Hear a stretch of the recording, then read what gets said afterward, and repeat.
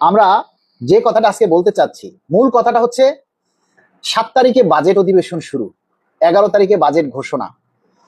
আমরা এখন পর্যন্ত সরকারের পক্ষ থেকে, সরকারের কোনো নীতি নির্ধারকদের কাছ থেকে পে স্কেল বাস্তবায়ন নিয়ে আমরা একটা একটা একটা শব্দ পর্যন্ত শুনিনি।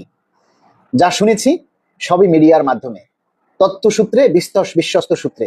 তাদের কথা শুনেই আমরা কখনো কখনো আলহামদুলিল্লাহ বলেছি, আল্লাহর শুকরিয়া আদায় করেছি। এখন আপনারা বলেন, আলহামদুলিল্লাহ বলে কি আমরা অপরাধ করেছি? আলহামদুলিল্লাহ বলা কি অপরাধ? আরে ভাই, আপনি যদি খারাপ অবস্থায়ও থাকেন, তার মধ্যেও যদি আপনি আলহামদুলিল্লাহ বলেন, আল্লাহর শুকরিয়া আদায় করেন, তাহলে খারাপ সংবাদ হলেও আল্লাহ সেটাকে ভালো করে দিতে পারে। লিপি আপা লিখেছেন, যতক্ষণ পর্যন্ত চূড়ান্ত সিদ্ধান্ত দৃশ্যমান না হয় ততক্ষণ পর্যন্ত আমার সংশয় কাটছে না। একমত আমিও যতক্ষণ পর্যন্ত বাজেটে পে স্কেলের বরাদ্দ না রাখা হবে এবং সেই বরাদ্দ অনুযায়ী যতক্ষণ পর্যন্ত প্রজ্ঞাপন না হবে ততক্ষণ পর্যন্ত আমার মনের মধ্যে সংশয় থেকেই যাবে। যেদিন প্রজ্ঞাপন হাতে পাবো সেদিনই আমার মন থেকে সংশয় কাটবে। এখন এই সংশয় প্রকাশ করাটা যদি অপরাধ হয় তাহলে আমাদের আর কিছু বলার নেই। বিভিন্ন মিডিয়া আমাকে গতকাল মিডিয়ায় কল করেছে, একটা টক শোতে, আপনারা জানেন, অনেকেই দেখেছেন। সেই টক শোতে আমাকে বিভিন্ন বিষয়ে প্রশ্ন করেছে। সেখানে আমাকে একটা প্রশ্ন করা হয়েছে যে সরকার তো এখন পর্যন্ত কোনো আনুষ্ঠানিক ঘোষণা দেয়নি, এখন পর্যন্ত আপনারা যা শুনেছেন মিডিয়ার তথ্য মোতাবেক, আপনাদের এই বিষয়ে একটু মতামত জানান। আমি সেখানে উল্লেখ করেছি যে দেখেন, আমরা এই পর্যন্ত যা শুনে আসছি সবই মিডিয়ার মাধ্যমে, এবং মিডিয়ারা মাননীয় প্রধানমন্ত্রীর বরাত দিয়ে বলেছেন যে মাননীয় প্রধানমন্ত্রী নীতিগত সিদ্ধান্ত দিয়েছেন। মাননীয় অর্থমন্ত্রীর বরাত দিয়ে তারা বলেছেন যে মাননীয় অর্থমন্ত্রীও বলেছেন যে 1 জুলাই পে স্কেল বাস্তবায়ন হবে। কিন্তু আমরা কানে শুনিনি। আপনারা শুনেছেন? বলেন, আপনারা শুনেছেন এরকম কোনো কথা? শুনেননি, মিডিয়া বলেছে। এখন আমার প্রশ্ন হচ্ছে যে মিডিয়া যদি এই রকমের কথা বলেই থাকে, মিডিয়া কি মাননীয় প্রধানমন্ত্রীকে নিয়ে মিথ্যা বলতে পারে? অর্থমন্ত্রীকে নিয়ে মিথ্যা বলতে পারবে? পারবে না। তারাও সঠিক কথাই বলবে যে না, অর্থমন্ত্রী যে বা প্রধানমন্ত্রী যেটা বলেছে সেটা সঠিক বলেছে। আমরা যে কথাগুলি আলোচনা করছিলাম, যে যতক্ষণ পর্যন্ত বাজেটে বরাদ্দ না রাখা হবে, বাজেটে বরাদ্দ রাখার ঘোষণা যতক্ষণে আমরা না পাবো এবং সেই ঘোষণা অনুযায়ী পে স্কেলের বরাদ্দ অনুযায়ী যতক্ষণ পর্যন্ত প্রজ্ঞাপন না হবে ততক্ষণ পর্যন্ত আমাদের মধ্যে এই সংশয় থাকবেই। এরই মধ্যে আমাদেরকে আমাদের দাবির কথাগুলি তুলে ধরতে হবে। বিশেষ করে আপনারা সবাই জানেন যে আগামী 7 তারিখে বাজেট অধিবেশন শুরু হবে এবং 11ই জুন বাজেট ঘোষণা হবে। আমরা কি শিওর যে সেই বাজেটে আমাদের পে স্কেলের জন্য বরাদ্দ আসবে? এরকম কোনো নিশ্চয়তা কি আমরা পেয়েছি? তাহলে সেখানে আপনার মনে এই সংশয়টা কি থাকবে না? আপনার মনে সংশয় যতই থাক, আপনি কি পে স্কেলের জন্য দাবি করবেন না? আরে ভাই, 22 লক্ষ কর্মচারী এই পে স্কেলের সুবিধা ভোগ করবেন, কিন্তু আপনারা কেন সবাই এই শেষ সময় এসে পে স্কেল নিয়ে কথা বলছেন না? কেন আপনারা এই শেষ সময় এসে পে স্কেলের দাবিটার ব্যাপারে জোরদার করছেন না? আপনারা সবাই একটু বলুন তো। পে স্কেল আপনার জন্য না? এই যে আমি এখন কথা বলছি, আপনাদের কথা বলছি না? আপনারা সবাই মিলে এই দাবিটাকে যদি একটা মজবুত ভাবে একটা দাবি আপনারা উপস্থাপন করতে পারেন।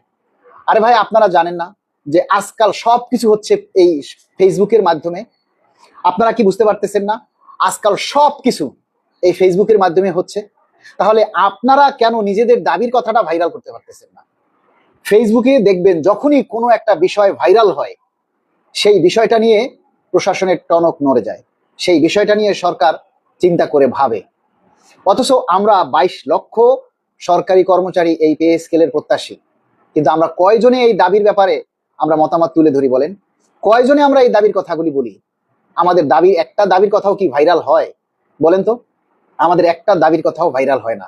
কিন্তু কত আজে বাজে খবর, কত আজে বাজে নিউজ আপনারা শেয়ার করেন, কমেন্টস করেন, তাতে দোষ নেই। আমরা লাইক কমেন্ট শেয়ার করতে বললেই আমরা ভিউ ব্যবসায়ী হয়ে যাই। আরে ভাই, আপনাদের এই যে ন্যূনতম কমন সেন্স, এইটার কারণে আপনারা নিজেরাই নিজের পায়ে কুড়োল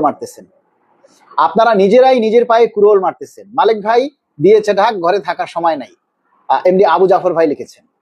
আমরা চাই, আপনারা আর একটা জিনিস বলি, এই যে অনলাইনে অনেক জরিপ হয়, আপনারা দেখেন না যে অনলাইনে জরিপগুলি হয়, যে যে কোনো একটা বিষয়ে মতামত চাওয়া হয় অনলাইনে, এটা কখনো দেখেন নাই? তো আমরা যদি 22 লক্ষ কর্মচারীদের মধ্যে বেশিরভাগ কর্মচারী যদি আমরা একটা জরিপ করতে পারি যে না আমরা এই বাজেটে বরাদ্দ চাই এবং শতভাগ বেসিক আমরা বাস্তবায়ন চাই, এই জরিপটা যদি আমাদের দেখা গেছে 1 লক্ষ কর্মচারী যদি এই জরিপে অংশ নেয়, 1 লক্ষ কর্মচারী যদি সবাই তার মতামত তুলে ধরে, তাহলে সরকারের কাছে সেটা গুরুত্বের বিষয় হবে না? সরকার কি সেটাকে মূল্যায়ন করবে না? না মূল্যায়ন করে কোনো উপায় আছে? আপনারা সেই জিনিসটা বুঝেন না।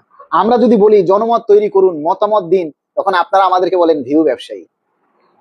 তাহলে আপনাদের জন্য কথা বলাটাই তো আমাদের অপরাধ। আমরা যদি ভিউ ব্যবসায়ী হই, তাহলে আপনাদের জন্য তো কথা বলাটাই আমাদের বৃথা, বলাই উচিত না? উচিত? আপনারা বলেন। আপনারা নিজের দাবির কথা নিজে প্রচার করেন না, লাইভে এসে আপনাদের দাবির কথা বলি, আপনারা সেই দাবির কথাগুলি তুলে ধরেন না। ওরে ভাই, আজকে এই যে 11ই জুন বাজেট ঘোষণা হবে, সেই বাজেটে যদি আমাদের জন্য বরাদ্দ না থাকে তখন কি করবেন আপনারা? তখন কি করবেন? রাজপথে সব উল্টেই ফেলাবেন?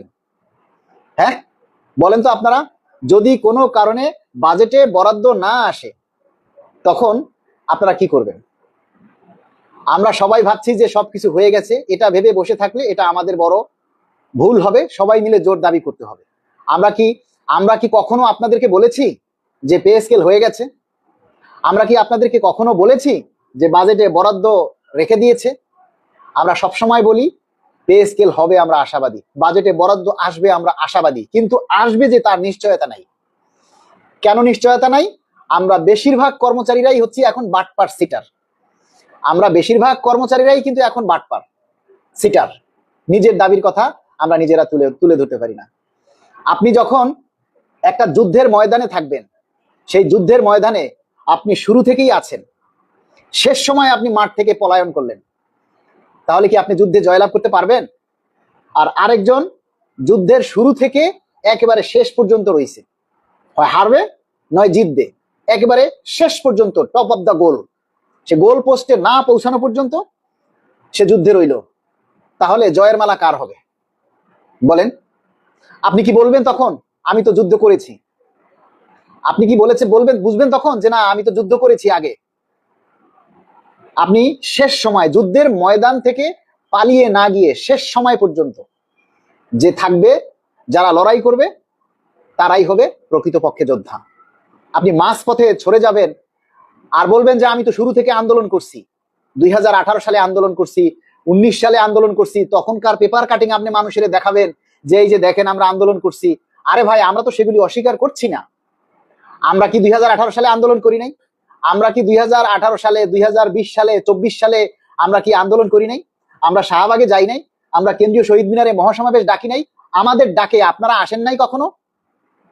আমাদের ডাকে এই 2024 সালের পর থেকে, 2018 সালের পর থেকে আমাদের ডাকে আপনারা কেউ আসেন নাই পে স্কেলের আন্দোলনে? আমরা কি সরে গেছি? পে স্কেল এখনো হয় নাই, আমরা কি আন্দোলনের মাঠ থেকে সরে গেছি? কিন্তু অনেক সংগঠন আন্দোলনের মাঠ থেকে সরে গেছে। তারা বারবার দোহাই দেয় আমরা আগে আন্দোলন করছি, আমরা 18 সালে আন্দোলন করছি, আমরা 6 ফেব্রুয়ারি আন্দোলন করছি, আমরা শহীদ মিনারে আন্দোলন করছি, এই কারণে এখন সবকিছু হচ্ছে। আরে ভাই, এই সরকার ক্ষমতায় আসার পর আপনি কি করছেন? এই সরকার ক্ষমতায় আসার পর আপনি কয়দিন কর্মচারীর দাবির কথা বলছেন? হ্যাঁ, আপনি কয়দিন এই সরকার আসার পর কয়টা প্রোগ্রাম দিচ্ছেন? আমরা কি সরে গেছি? এই সরকার ক্ষমতায় আসার পর আমরা কি ভয় পাইয়া ঘরের মধ্যে লুকাইছি? আমরা কি কর্মসূচি দেই নাই? আমরা চট্টগ্রামে, মানিকগঞ্জ, বরিশাল, পটুয়াখালী, খুলনা, তারপরে ঢাকায় আমরা প্রোগ্রাম কর্মসূচি করি নাই? আমরা সমাবেশ করি নাই? আমরা কি ভয়ে পলাইছি? বলেন। পে স্কেল হোক আর নাই হোক, বাজেট ঘোষণা পর্যন্ত আমরা থাকবো।